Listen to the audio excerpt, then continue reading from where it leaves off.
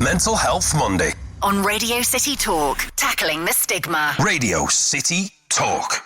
And I'm glad to say that we're joined in the studio by Sheila Byrne and Emma Knott, who've come in from Hope Street. Good afternoon, both of you. Good afternoon. So Sheila, you've been in before. Yes, just once before. Just the once with Mick. I was a different person then. Yeah. Don't worry.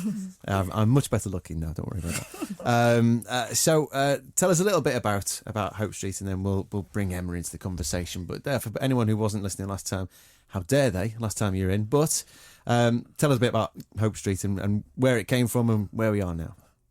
So Hope Street is a mental health organisation, and we started out in Ormskirk in May 2018 during Mental Health Week. The reason for starting Hope Street was due to a mental breakdown that I suffered back in 2016, January, and that was due to workplace bullying, plus other life events that I'd struggled with. It was basically just the straw that broke the camel's back. We found that there was no support in Ormskirk for people struggling with their mental health, especially in the evening times. So we decided we'd open it for people struggling with their mental health, but also for the people who look after them too, because my husband had no services to access, and it was a case of he was stabbing in the dark as to how he could help me. And finally got to the point where I think it was December 2017, where I attempted to take my own life 3 times on the one evening. And it wasn't until that point that I actually started to get a little more support in terms of care coordinator. So you found it really had to take being the lowest, feeling the lowest of the low for anything to happen. But it must, to actually turn that round seemingly so quickly. And to use that yourself, how difficult or how easy have you found that to use that experience?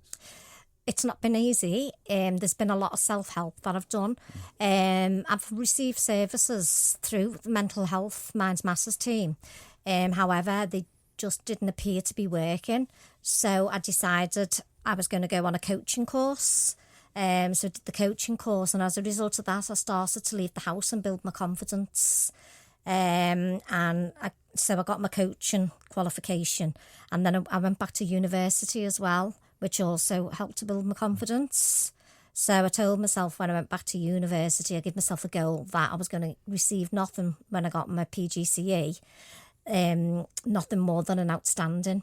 So I went and I did it, and I got the outstanding, and I also got an adversity award at UCLan. So that started to build my confidence up, although I was still a long way from recovery. And you mentioned it's not just about people who are suffering with poor mental health, but people who are looking after the loved ones who are also going through it with them. But how much of that was a focus for you, kind of to help your loved ones to help you? So I had to help myself, because if I didn't do the self-help, then I couldn't continue the relationship.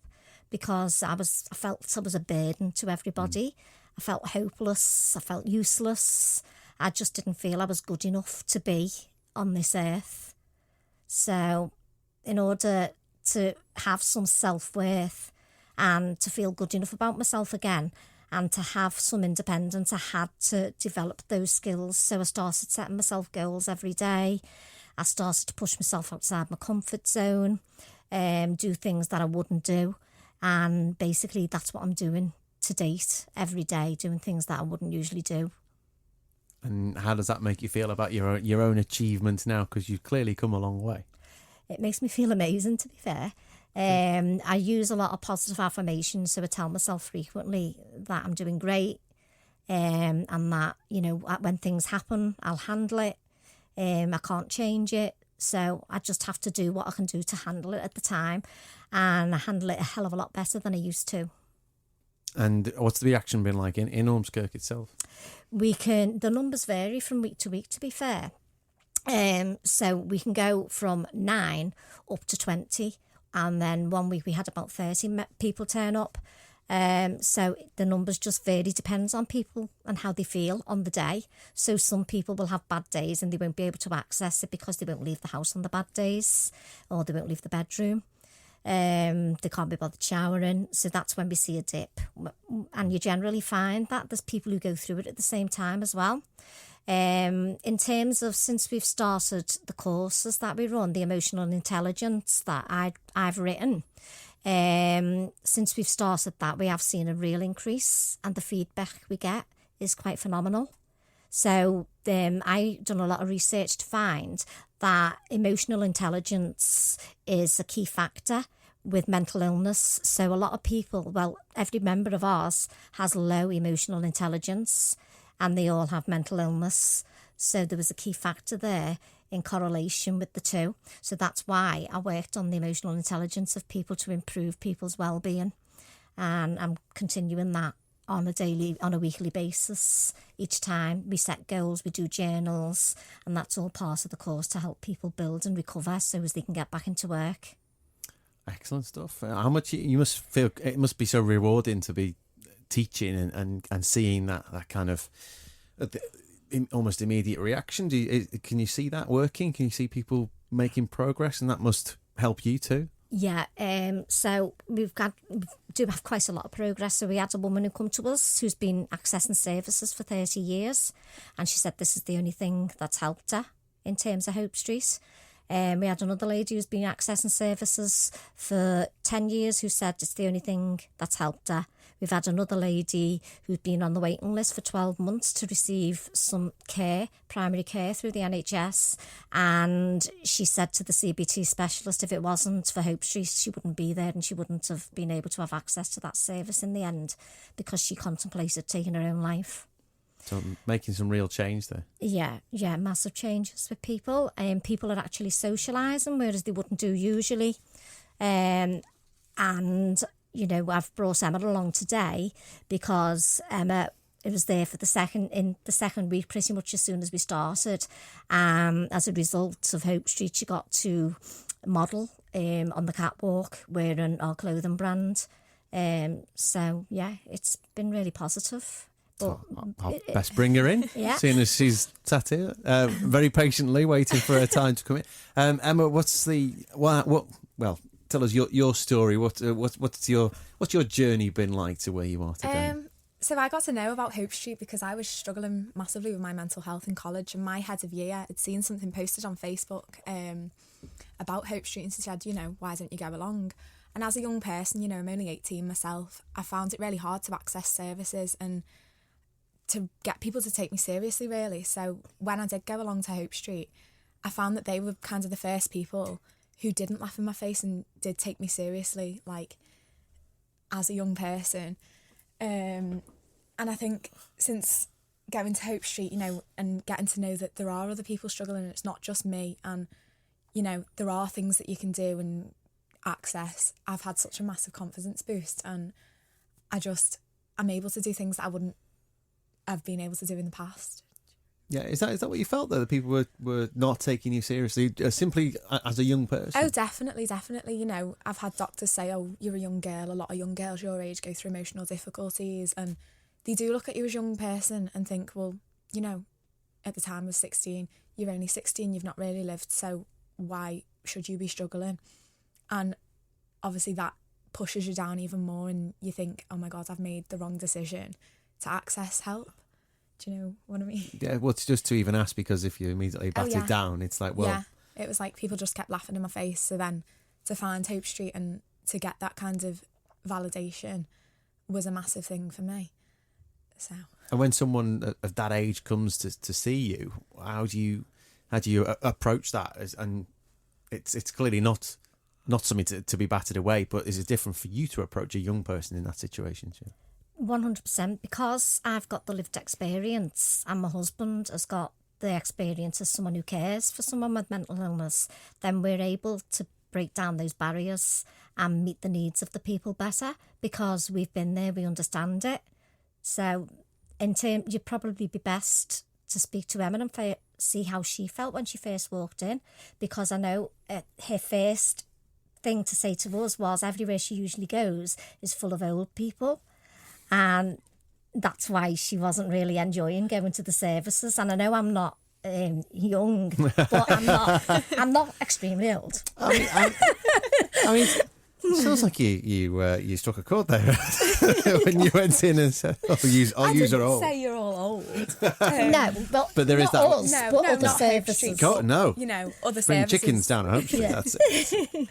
But other services, it was hard to find something as a young person with people the same age. You know, I accessed Mind Matters courses and stuff and walked in, and you know, I was the youngest person there by at least 15 years. So to then feel At least 15 years. That's what she at said. least 15 At least years, 15 years. yeah.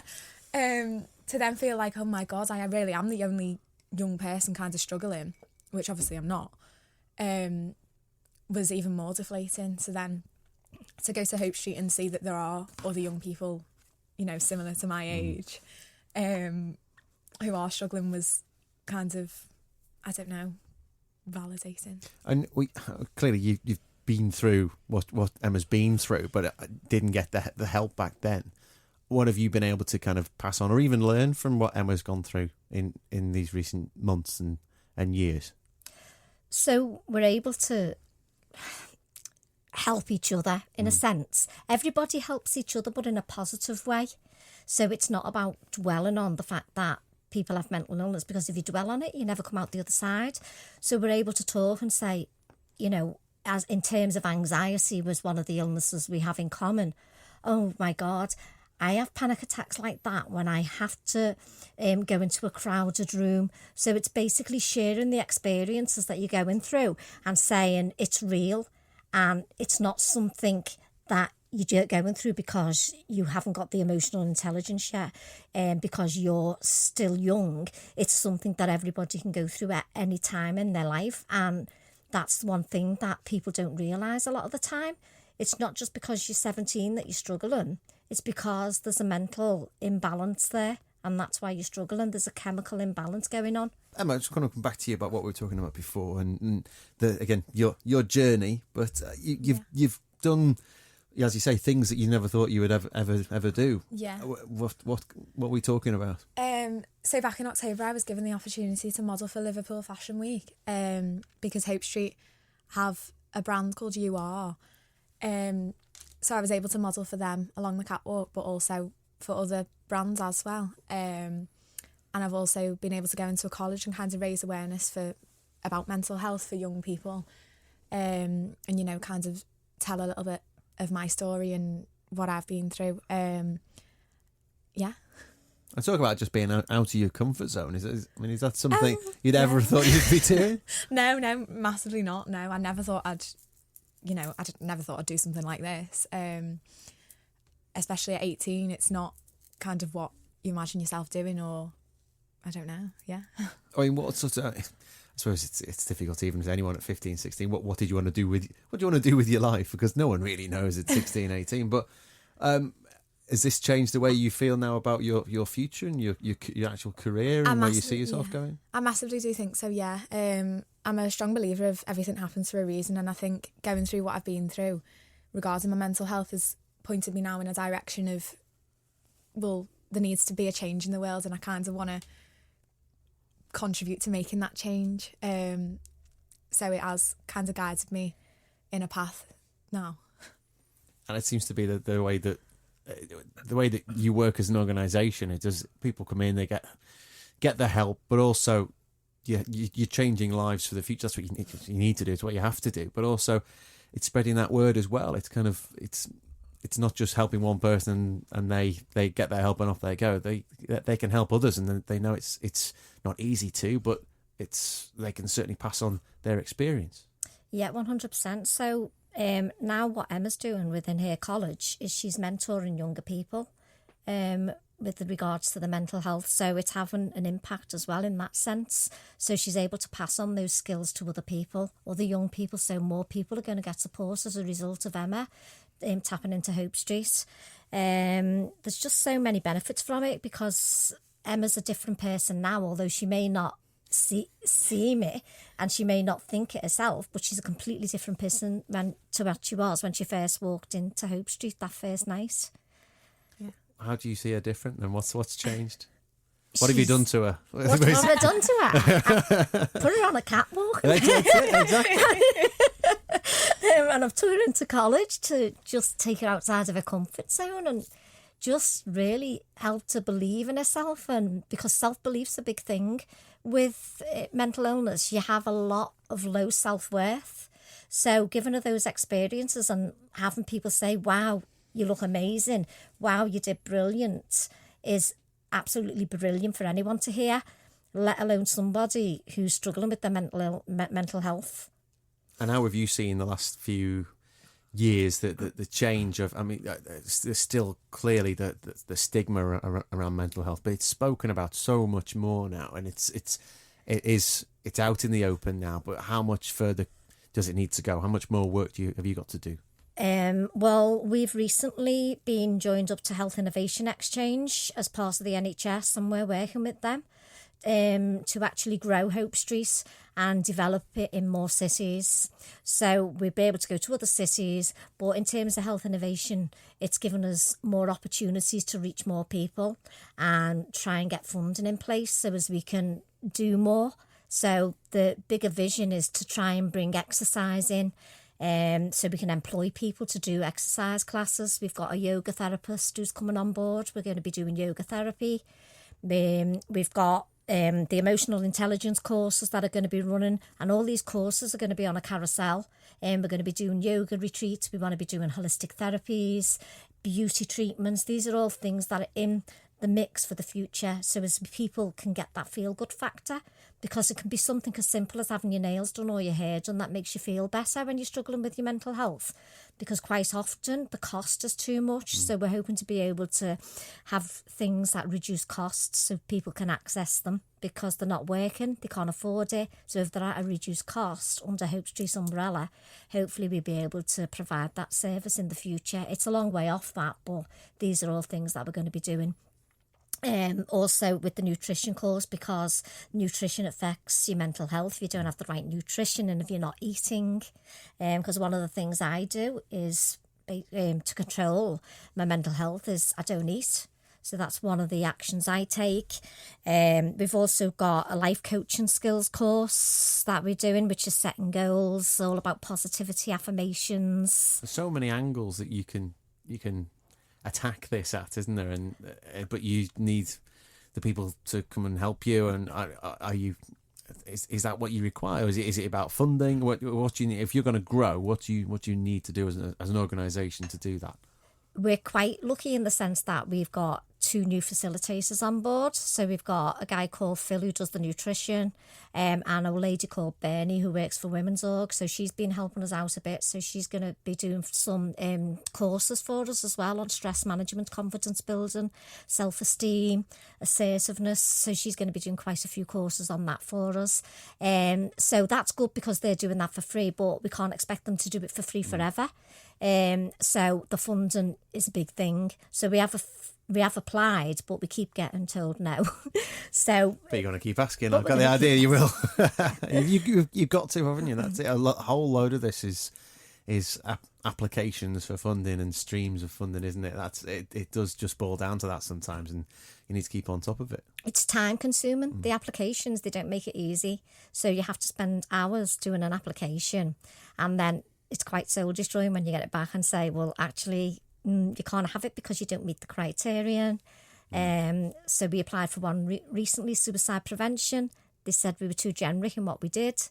So we didn't receive that funding pot. So you have to be so direct about one issue when actually you're trying to help lots of people with lots of issues all around the same issue, but it's too generic. If you work on people's mental health and improving that, then you are going to prevent suicide. And what we're doing is we're giving people the tools to prevent suicide. So if you're listening, you made the wrong decision. And you'll be back, I imagine. You're going to apply again. Yeah, I'm definitely. going to keep applying. Keep going, keep knocking. Now, Hope Street is coming to Hope Street. It's actually coming to Liverpool soon. When's that going to happen? This week, Thursday, the 11th of April, 6 o'clock till 8 at Hope Street Hotel, London Carriage Works. So basically, I met Charlotte Winby at a Unique Ladies Network, and she asked me if we could work together in collaboration. Hope Street Hotel with Hope Street on Hope Street. She's just I know that address. Yeah. So she's just inspired by what we do and was so impressed that she wanted to help us, and she's given us the venue. Well, Hope Street Hotel have given us the venue for free and all the refreshments every week. So it's going to be on Thursday of every week, 6 o'clock till 8 o'clock. And we will be running courses as well. They may not always run on a Thursday, they may run at the weekend, but there'll be evenings, not daytime, so as people who work can access them. So how can people access it? If they know this event is on, what can they do to get involved? So the events will be advertised on social media.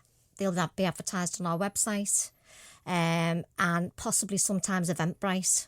So that's how we advertise our courses. So we create events on Facebook, on Twitter, LinkedIn. So we constantly create events for every week.